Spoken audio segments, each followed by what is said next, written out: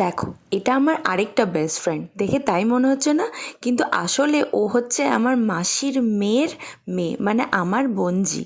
কিন্তু সম্পর্কটা আমাদের বেস্ট ফ্রেন্ডের থেকে কিছু কম না। অনেক বছর পরও আমার বাড়িতে এসেছে, তাই ভাবলাম ওকে নিয়ে একটু বাইরে ঘুরতে যাই। আর দুটো মেয়ে একসাথে হলে ফুচকা খাওয়া তো বানতাই। তাই ফুচকা খেতে শুরু করলাম, আর লাস্টের ফাউটা যদি না খেলাম তাহলে আমার মনে হয় ফুচকা খাওয়াটা পুরোটাই বৃথা। ওর ইচ্ছা করছিল আইসক্রিম খেতে, তাই ও আইসক্রিম খাচ্ছিল আর আমাকে লোভ দেখাচ্ছিল, কারণ আমার ঠান্ডা লেগেছিল। কিন্তু আমি একটু তো না খেয়ে ছাড়বই না। তারপর ওকে নিয়ে গিয়েছিলাম আমার বেস্ট ফ্রেন্ডের বাড়িতে। ওর খুব ভালো লেগেছে ওদের সাথে দেখা করে, আর ওরা যে একে অপরের সঙ্গে কমফোর্টেবলি ফ্রেন্ডশিপ করতে পেরেছে, এটাই আমার কাছে অনেক বড় জিনিস। তারপর আমরা গেলাম মলে, কারণ ওর টি শার্ট নেওয়ার ছিল, আমি চুজ করলাম এইটা, বাট আমার খুব লুজ হচ্ছিল বলে আমি নিইনি। আমরা একসাথে থাকলে সবসময় এরকম বাদরামি করতেই থাকি।